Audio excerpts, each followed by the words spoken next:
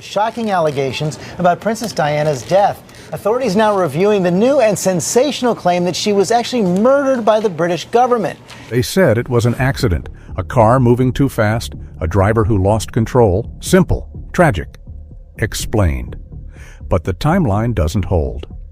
Because that night, something wasn't right. This may be the most thoroughly investigated car crash ever. But when you're talking about the death of Princess Diana, it seems some will never accept the official finding. After all, attributing her death to negligence, mistakes, bad behavior isn't nearly as tantalizing as a claim of murder. August 31st, 1997. Paris. A black Mercedes moves through the city just after midnight. Inside the car, Princess Diana. Minutes later, it enters a tunnel. Seconds after that, everything changes. The official version is clear.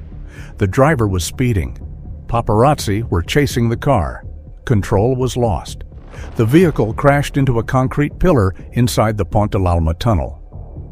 Dodi Fayed died at the scene. The driver, Henry Paul, did not survive. Diana was still alive when help arrived, but hours later, she was gone.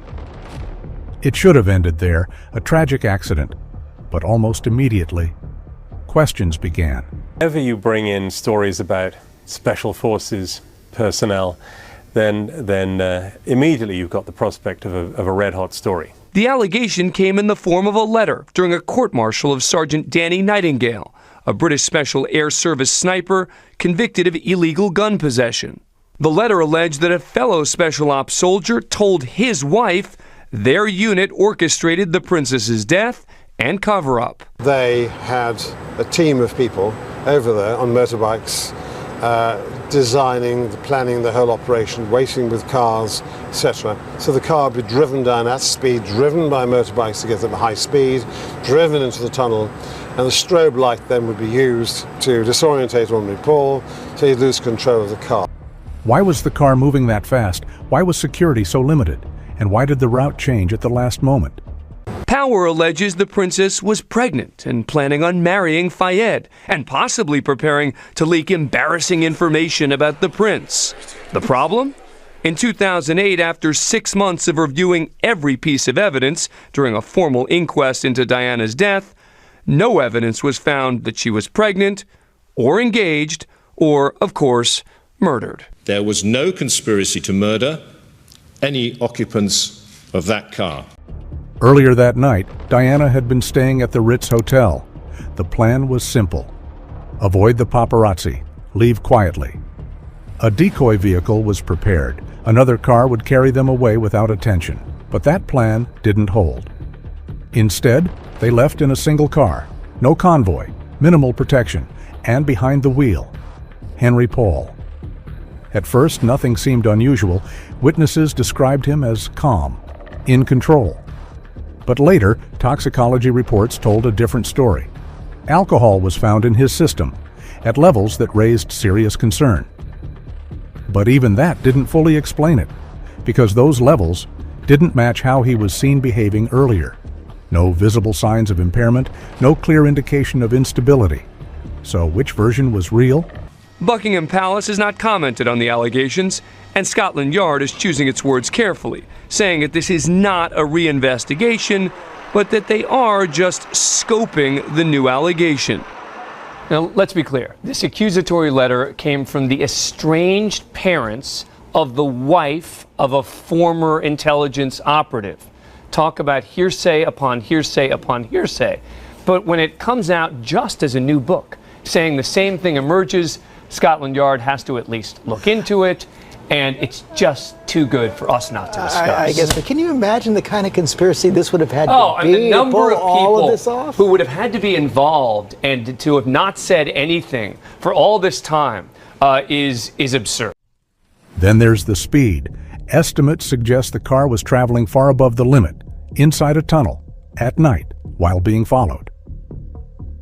But speed alone doesn't answer everything, because some witnesses describe something else. A flash, a sudden burst of light, just before the crash. But what does Scotland Yard really do? As you say, they're not calling it an investigation. They're saying they're just going to look at the scope of all this. What do they do? Well, publicly and privately, they're doing two different things. Publicly, they have to say, look, we are going to examine this. They're being very careful about what they say. Privately, I'm sure that they are rolling their eyes and saying, another one of these. We got at some point they say, we looked at it. Yeah, we got to deal with this, but at least they can say that this was looked into without using the word reinvestigating. Others spoke of a vehicle, a white car, seen near the scene, never officially identified, never fully explained. Was it coincidence or something more? Inside the tunnel, the crash scene was chaotic, metal twisted, glass shattered, silence broken only by distant sirens. Diana was still alive, breathing, conscious at moments, but the response that followed raised questions. Instead of rushing her immediately to the hospital, emergency teams focused on stabilizing her at the scene. It was standard procedure, but time passed, valuable time. Does it seem like yesterday in some ways when you're here? Oh, each time I drive through this tunnel, each time I come and I walk here, it's still quite vivid, and the memory, the image are printed in my memory. The doctor says Princess Diana was clearly in pain. He grabbed his resuscitator to help her breathe. So she reacted with her arm. She was a little bit more conscious, but no words. The princess never spoke, but he did, reassuring her an ambulance was on the way and everything would be okay. I hoped that my words were the last words she could hear, and that comforts her a little bit, and that she felt a little bit more peaceful. Nearly an hour before she was transported, an hour inside a tunnel after a high-speed crash. Could those minutes have made a difference? Or was the outcome already decided? Do you feel like you were put there in that tunnel for a purpose? I don't really believe in destiny, but still, I'm an emergency physician, I'm speaking English, I arrived 30 seconds after the accident. There is quite a strange coincidence. Dr. Maillet saw the paparazzi, but it wasn't until the next morning when he turned on the TV that he learned the woman he helped was Princess Diana. At the hospital, doctors worked to save her. Efforts continued for hours, but the injuries were too severe. And by morning, she was gone. The world woke up to the news, shock, grief, disbelief. But beneath the headlines, something else lingered, doubt. Investigations followed, detailed, extensive. The conclusion remained consistent. No conspiracy, no external involvement, just a tragic combination of speed, pressure, and human error. But for many, that wasn't enough. Because the questions didn't disappear, they multiplied. Why did the security plan change? Why was there only one vehicle? Why did key details feel incomplete? And what about the tunnel itself, the exact moment everything went wrong?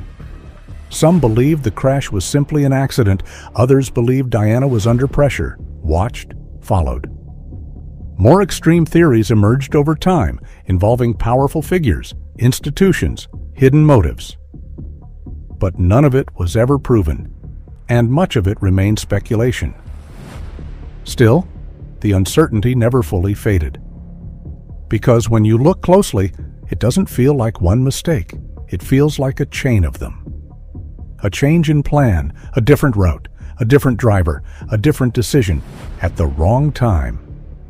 Each one small on its own, but together, leading to a single moment.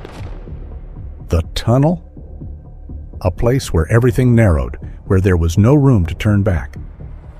And in that space, something happened, something that ended a life the world was still watching. Today, the official record remains unchanged, a fatal crash, a tragic night, a closed case.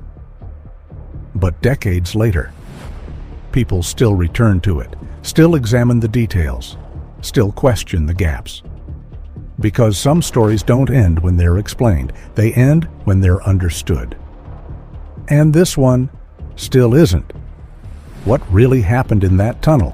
Why do certain details still feel unresolved? And if everything was just an accident, why does it continue to raise questions all these years later?